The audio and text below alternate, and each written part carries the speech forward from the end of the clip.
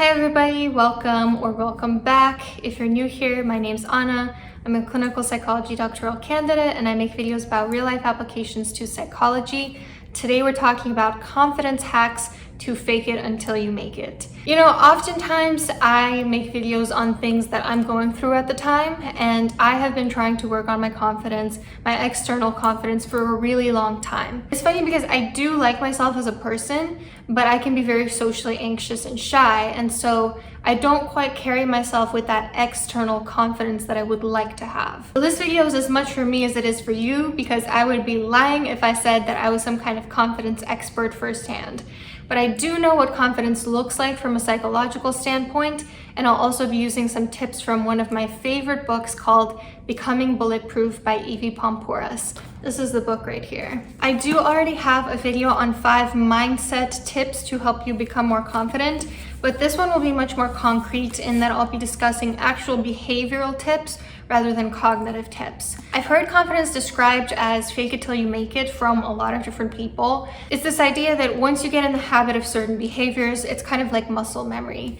And like I said, internal confidence is much more complex, and we will have some videos in the self-esteem series addressing that specifically. But external confidence acts kind of like a self-fulfilling prophecy. You act confident, so people assume you're confident, they treat you with greater respect because of it, you therefore assume you're worthy of greater respect, and you continue to behave confidently. So let's just get into these tips. As a reminder, if you enjoy this video, don't forget to hit like and subscribe if you haven't already. And tip number 1, don't be afraid to take up space and time. Taking up space has multiple meanings.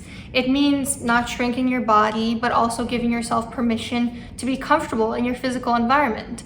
It means listening to your body's hunger cues, respecting it and honoring those hunger cues, doing exercises to make you stronger and able to protect yourself rather than ones that simply make you more vulnerable and small. Giving yourself the permission to eat with as much gusto as an athlete who knows that they're fueling their body because that's what will make them successful rather than wanting to look a certain way. Taking up space, like I said, also means taking up space in your physical surroundings, getting comfortable, not shrinking into a ball when you're sitting down, not hunching over your shoulders when you're walking into a room, but keeping your back straight, using your hands to gesticulate, giving yourself permission to readjust your position into something that's more comfortable. For example, I was getting dinner with a friend a while ago, and we were sitting on the floor, and I was pretty uncomfortable, and it took me more than an hour before I finally asked if we could move to the couch.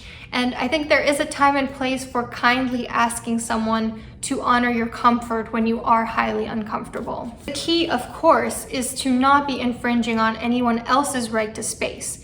So what is known as manspreading. If you're taking up more space than you need and you're taking up space from others, that's not a sign of confidence. If anything, it's a sign of low confidence because you need to take from others in order to feel full yourself. What about taking up time? I was recently in a class and one of my classmates asked a question, and then she had a follow-up and she said, "Sorry, I just have one more question." And my professor at that point said, "What are you sorry for?" And it kind of blew my mind. And my classmate replied, "Oh, I just didn't want to take up too much of everyone's time." And it dawned on me, not only am I afraid of taking up space, I too am afraid of taking up time. It shows in my social interactions or professional interactions where I speak the least because I don't want to take up from what others have to say, even though I do have a lot to say myself, or letting myself get interrupted because I assume the other person has something more important to say, or they have more of a right to speak than I do. It shows up in interviews where I don't do this anymore, but I used to just answer the question, and then the interviewer would look back at me and just hope that I had more to say so that they could learn more about the type of person that I am. Because that's really what interviews are. They want to get to know what type of person you are. Could they be sitting in front of you for however long and tolerate it? And when you're not giving people something to work with, they can't really answer that question. They can't really say whether they do like you or not. But of course, the same rule applies.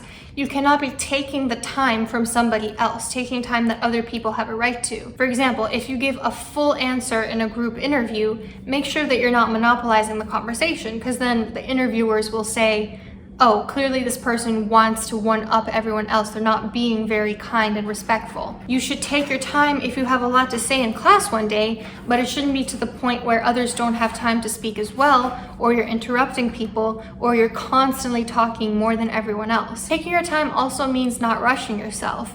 Evie Pomporis talks about this in her book. She says, there can be great power in not reacting. Not every action needs a reaction. How to decide whether to react? Does this truly require my immediate attention? Is this a relevant issue that I must respond to?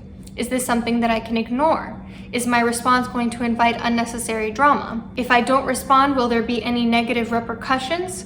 Are they trying to make their problem my problem? Am I being baited into an argument?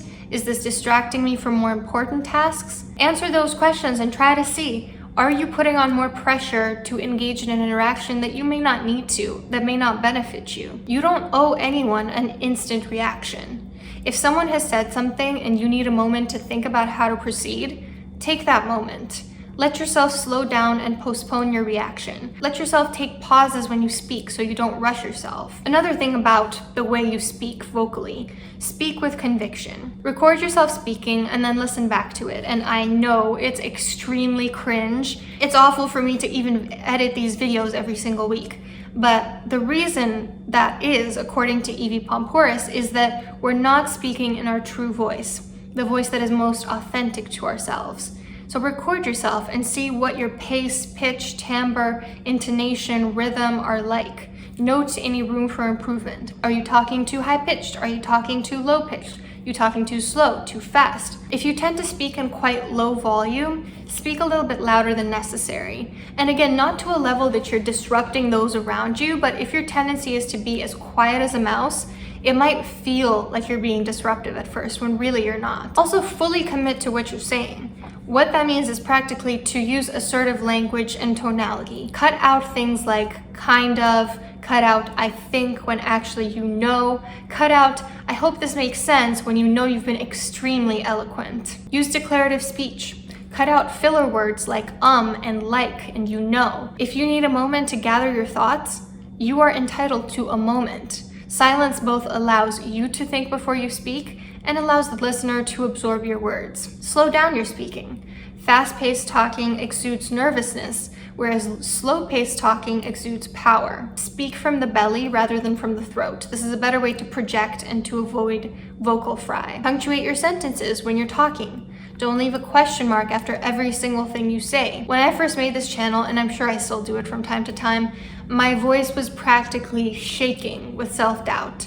And my dad pointed out that my pitch would go up at the end of each sentence as if it were a question. He said, I know it's a generational thing. But I said, no, that's not a generational thing. That's a low self-confidence thing. I was leaving a question mark behind each sentence because I didn't want to look like a fool if someone were to correct me. But here's the thing. You can speak with conviction while still having the humility to know whoever you're speaking to might have some valuable information that you don't, who could potentially correct you. You could still be open to a new perspective while speaking with conviction. But when you don't speak with conviction, it actually makes you look like more of a fool. It makes your arguments look weak and vulnerable. And if you don't believe what you're saying, how do you expect others to? Some more from Becoming Bulletproof. She says, predators and bullies seek out those who they perceive as weak because they don't want a fair fight. They want an easy target, so don't give them one. This is a great segue into my next tip, which is stand and walk with conviction. Pomporis again says, predators target victims based on body language, slumped walk, passive behavior, lack of awareness, like an African cat selecting the weakest of the herd as their prey. So walk with your shoulders back, head up, don't be afraid to make eye contact, show awareness. You could try filming yourself walking as you would in a regular interaction and see what room for improvement you might have. Also control your eye contact. Darting eyes are a dead giveaway for anxiety. And if you can't just look at the person you're talking to, choose maybe one or two places to look at. One of those should be the person you're talking to, and the other one can be someplace else, someplace a little bit to the side or maybe behind them. It's okay to look away while you're speaking, but make sure that you look right into that person's eyes when you're saying something important or something that you want to highlight. And I know I'm being a hypocrite right now. I don't do great with eye contact in my videos, and that's because I have very extensive notes and I don't have time to memorize everything that I want to say in these videos. But in real life interactions, when you're speaking from the heart, not something you're trying to remember, do look at the person's eyes. For instance, I'm going to pretend that I'm having a difficult conversation with someone right now and pay attention to where I choose to make eye contact. So I was speaking to Kim recently, and she mentioned that actually you had been speaking behind my back and that you had said some things about me, and I just wanted to hear from you. Is this true? So you notice in the beginning, when I'm still giving exposition, I'm kind of looking to the side. I don't need to look dead into the person's eyes, but when I'm actually naming names or calling out certain behaviors or asking straight on, did you do this? That's the moment to make eye contact. That's the moment where if someone's lying, you're probably going to intimidate them a little bit. But if you don't look at them when you ask that question, they might think they actually can get away with not telling you the truth. Also, control your fidgeting. Just like fast speaking is a sign of restlessness because it shows your mind is racing, fidgeting is also a sign of restlessness because it shows your motor system is racing. You can also record yourself having an interaction with someone you're comfortable with, such as a parent or a partner. Pay attention to the ways in which your body naturally starts to fidget. Do you keep readjusting your arms and legs? Do you scratch your face or your scalp? Do you pick at your fingers? And then the next time you're in a social setting, remind yourself at the very beginning to resist those fidgeting. And it'll be hard because really those are compulsions meant to minimize your anxiety and mask something that you don't want the other person to notice. And no, this doesn't mean you have OCD if you can relate to this. We all take part in compulsive behavior from time to time.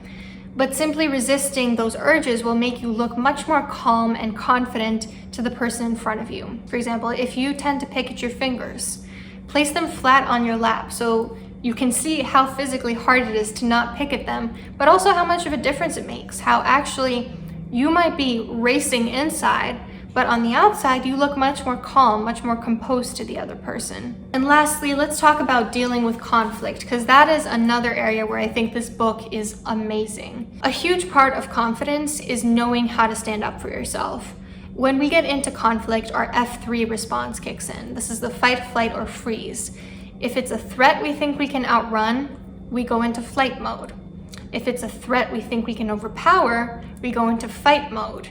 If it's a threat where we don't think we can do either, we freeze. I realized when I was reading this that my go-to is to freeze, ultimately because of low confidence. I assume I can't handle any kinds of threats, so I just lie down and take it. But in reality, we should take different approaches to different threats. There will be some threats that we can outrun, some that we can overpower, and some that we just need to accept. For example, if someone's inviting you to a party just to ambush you, fleeing might be the best solution because you can simply avoid going to that party. If someone's attacking you in front of your supervisor and you have the receipts to prove them wrong, you can fight the conflict. Fighting will actually be in your benefit. If someone's attacking you by telling you that your behavior is unacceptable and you don't have the tools to protect yourself, you may need to freeze and actually accept the consequences. Pompouras says, don't be predictable. Don't respond to aggression in the same way every time. Figure out when it makes sense to walk away and when it makes sense to fight. With that being said, do address aggression early on. Not necessarily from the very first time. As I talk about in my recent video on dealing with passive-aggressive people, it can be helpful to simply brush it off the first time, give a warning shot the second time, and the third time set a boundary. But definitely by the third time, set boundaries with aggressive or passive-aggressive people, because otherwise a pattern will establish itself. Pompouras says, oftentimes we find ourselves afraid of something that feels overwhelming because we've allowed it to go unchecked. We knew it was there, but we chose to ignore it rather than face it. This is honestly exactly what happened with me and a colleague last year. This person was constantly speaking down on me, speaking over me, ignoring me, monopolizing something that we were supposed to be collaborating on, and eventually threw me under the bus to score brownie points with someone in a position of authority. If I had confronted the situation right away, I could have prevented this, but I didn't, and that was the issue, and I learned from it. So don't fear conflict. And also don't run into every single conflict. Know how to pick your battles, assess what kind of threat it is, what your resources are to deal with it, react in accordance to that, and be unpredictable in your reactions. Let me know if you have any other confidence tips. I would love to know them. Don't forget to hit like and subscribe if you haven't already and you enjoy my content, and I hope you have a great day.